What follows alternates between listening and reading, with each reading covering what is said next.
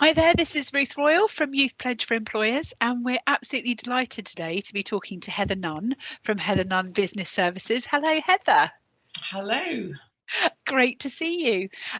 Tell us a bit, first of all, about your organisation. Right, my company deals with payroll, HR, and bookkeeping.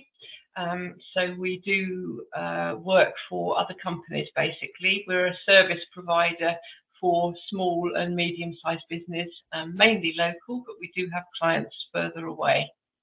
So how did you get into that then, Heather?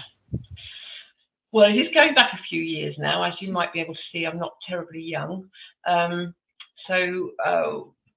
It's quite a long story, my story. I'll try and do it fairly quickly. I left school at 15, when you could leave school at 15, mainly because my parents did not want me to continue an education. At that time, it was you need to go out, earn some money, and bring it back to the home. But my father was a management accountant.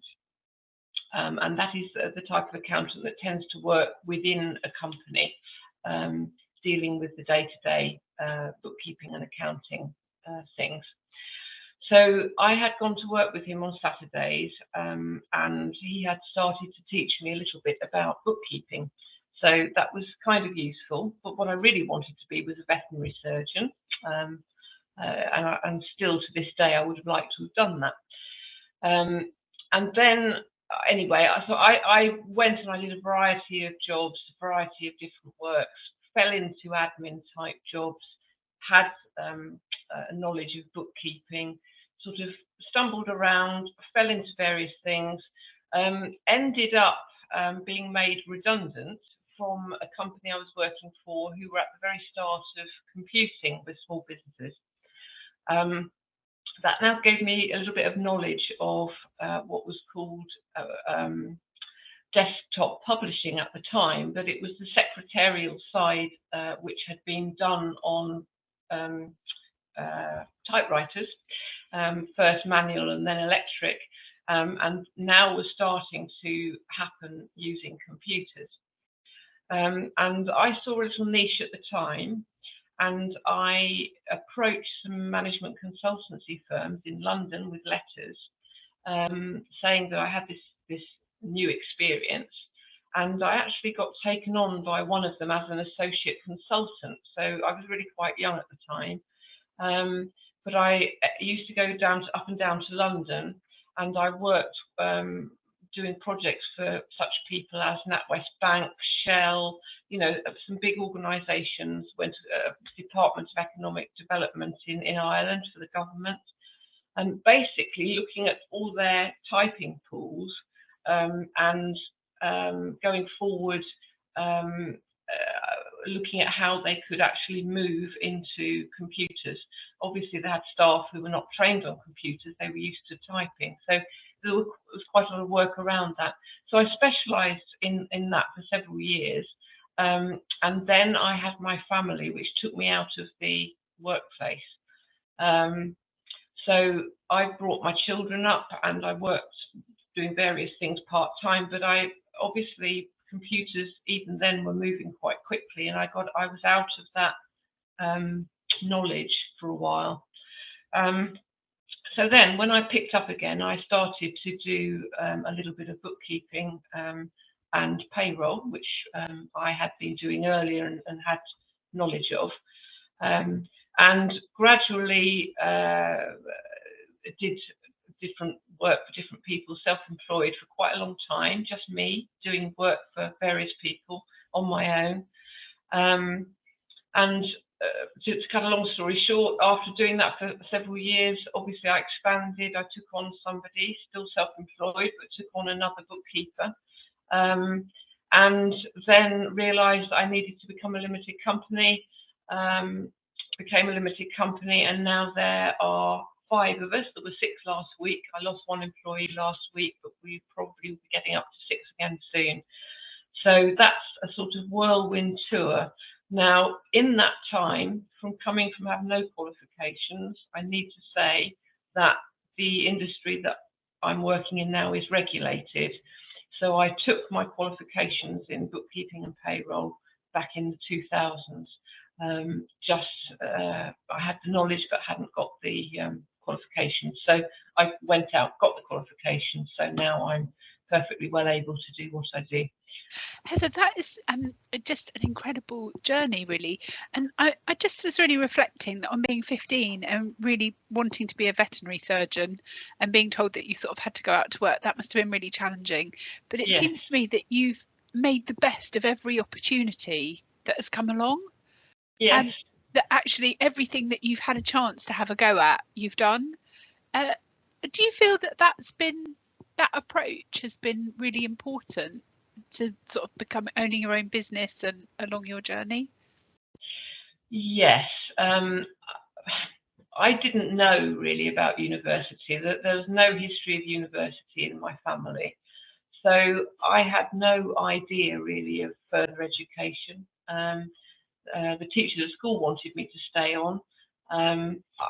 I obviously wanted to stay on. My parents, at that time, you didn't think you could do anything other than what your parents told you.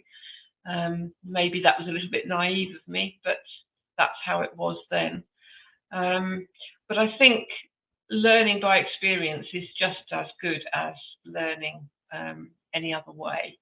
And not everybody is geared up anyway to carry on with education, but you can keep educating yourself throughout your life.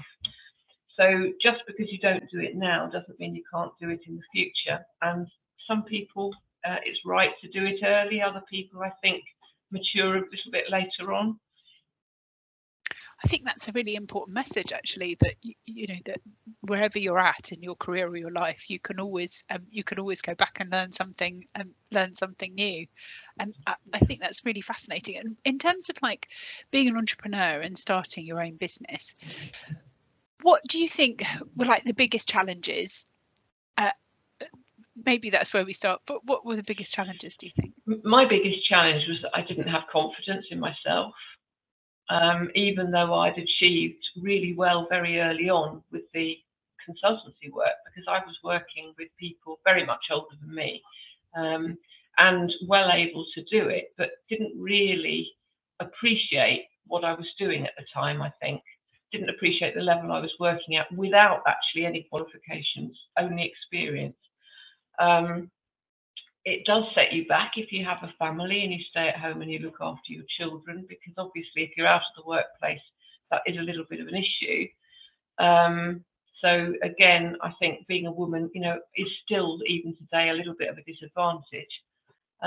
However, the main thing I think is to realise what you can do and to just go ahead and do it.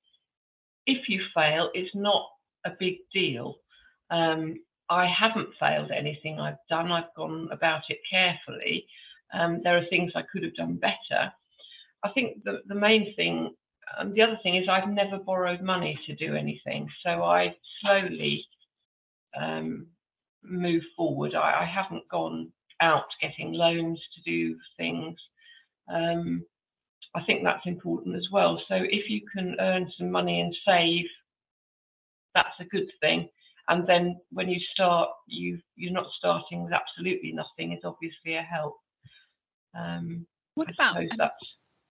Sorry to interrupt you. I was just thinking about that. I think that's really interesting advice. I was wondering, what do you think, sort of after having reflected on the challenges, it takes a certain types of like personality traits, I think, to often succeed in setting up your own business as well.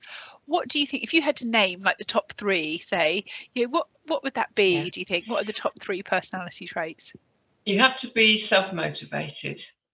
You have to like what you do. You really need to be in something that you enjoy. If you don't enjoy it, then it's not worth doing it. You need to look for something that you're going to enjoy. So those are the two main things. The other thing is that you must get on with people, because even if you're not working in a service business, you need other people to help you. You need other people to mentor you, perhaps. You need to be open to what other people are saying. But you also need to know when you know that you're right. so that you can move forward. If you worry about things too much as well, that's not helpful.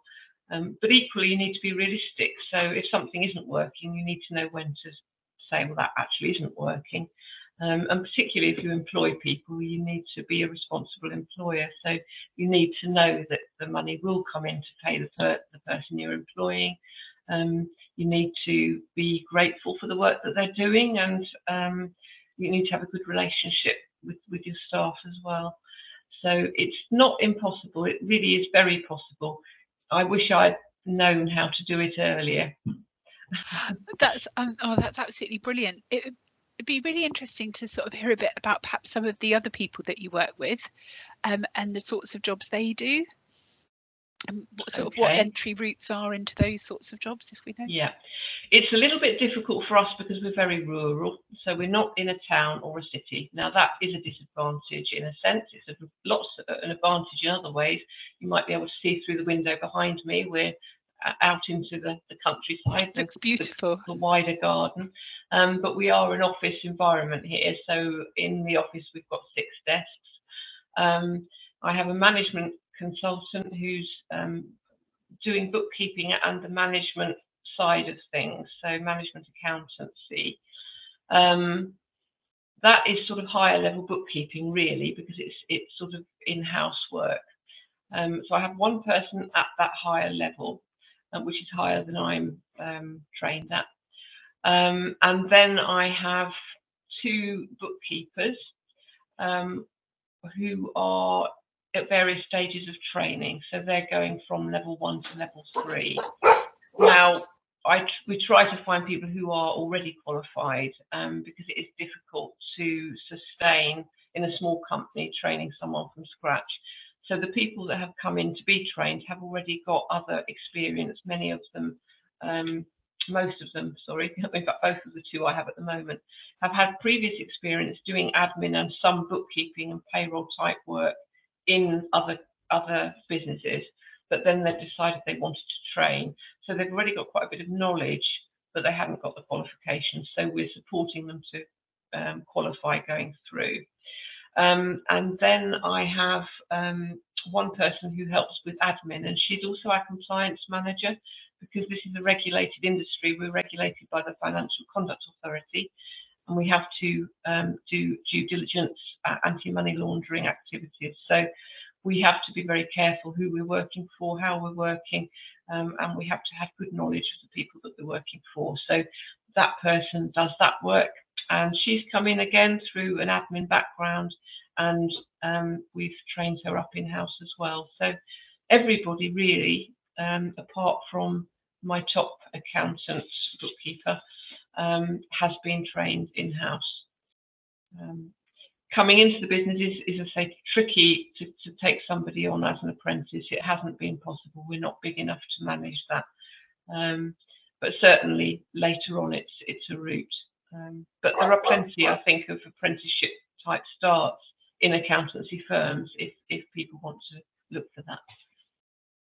Oh, that's really interesting. So I'm just going to sort my dogs out. I don't know if you heard, somebody went to my door and the dogs went crazy. We'll cut this bit out. Hold on a second, okay. That was so interesting to hear about.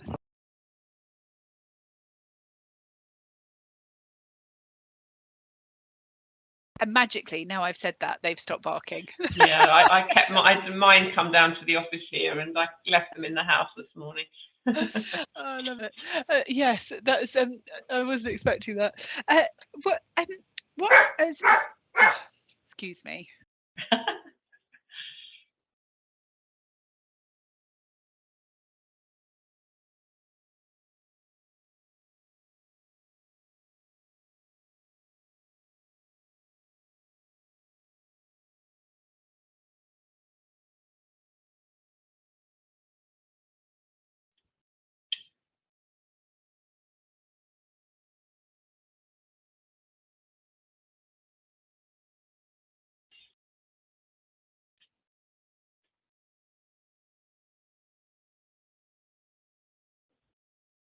Hi, sorry. We've got a golden retriever puppy, and he's very vocal. Right. I've got 2 little rescues that can be quite vocal. They're tiny terriers. Oh, they've got such personalities, haven't they, as well, terriers, I think. Yes. Um, that was so interesting to hear about, and interesting to hear about all the different jobs that there are available. What do you think, if you were to sort of go back and give a piece of advice to your younger self about careers, and what would it be, do you think? Oh, it's a difficult one, but the main thing really is realise that you can do more than you think you can do.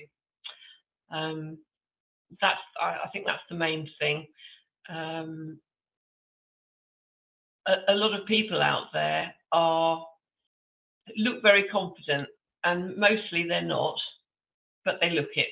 You need to look it as you move forward, and providing you can give that appearance that you do know what you're doing and you do understand what's happening, then you will get through whatever it is you're doing, and things will sink in later very often. It's a scary sort of thing, but everybody does actually go through it. I really don't believe that there's anyone who isn't worried about not being able to do something or not understanding something. And do a lot of reading and looking around for information as well. So if there's something you don't understand, then research it. You know, after whatever you're doing, get on, research it, learn about it, find out what it is that you didn't understand. Just keep learning. Learning is a lifetime thing. It's not just for education. It continues right the way through your life. Oh, I completely agree with that. I think be a lifelong learner. It's the best gift you can give yourself, isn't it, as you go along? Just finally, I just wanted to ask you something about accountancy as a route. You talked about sort of taking exams and that sort of thing. What sort of exams, what sort of training might people have to do to go into that type of work? Yeah. Well, for bookkeeping, there are various organisations. Our bookkeepers are ICB trained, which is the Institute of Certified Bookkeepers. Forgot the name for a minute. So that's ICB. So you could go and have a look at the ICB website. There are others, but that is where we are. We're with them, and they are our supervisory body. So for that they supervise us. You don't have to be supervised by anybody, but you do have to be qualified, and then you would be supervised by HMRC directly. So that's one side of the regulated work. So yeah, I would certainly have a look at that, or just type in bookkeeping and have a look and just see whether you'd like to be a bookkeeper or not. We do payroll as well, which is a different qualification. The ICB have a payroll qualification. There are other payroll organisations as well you can look for if you like payroll. My employees tend to do bookkeeping or payroll. The one I missed out was the payroll qualified person. I'm qualified in both. You can do both, but both things have become a little bit more in-depth and technical in latter years. So probably you might want to specialise in payroll or in bookkeeping if you're looking at that as a route. The other side of accountancy is tax accounting, which is a little bit different, which is what we don't do. But that is dealing with company tax to HMRC at the end of the year. So we'll deal with in-year taxes like VAT, which have to be done, payroll taxes. But at the end of the year, then you get the annual tax management, corporation tax, directors' taxes, self-assessment taxes for people who are self-employed. Those are the areas that we don't do. And for that, you would need to look at an accountancy route, which is slightly different. So there is quite a difference between bookkeepers and accountants, but many people mix them up. Yeah. So if you're thinking of going into the industry, look at the differences, look at find out the difference between bookkeeper and accountant to make sure you go the right route. We had somebody who was one of our current trainees, was training as an accountant because she didn't know about the bookkeeping, but actually it's the bookkeeping she wants to do. So she's moved over from her accountancy training to the bookkeeping. Yeah, Oh, don't that's always really get it right helpful. necessarily. Yeah, look at And the differences. and like you say, you can always change, can't you? If you start doing one thing and realise you enjoy another. I think that's really useful Yeah. advice. Heather, it's just been absolutely brilliant to meet you today, and so interesting to hear about what you do and what your company does, as well as your own journey into that. So thank you so much for giving up your time. Well, that's been great to let you all know about it, and hopefully all of it's understandable, really, because I know it can be difficult explaining what you do to people. The only other thing I would add, if there's time for it, Yeah, is of course. it is a very sedentary activity. So I run as well, and I walk my dogs.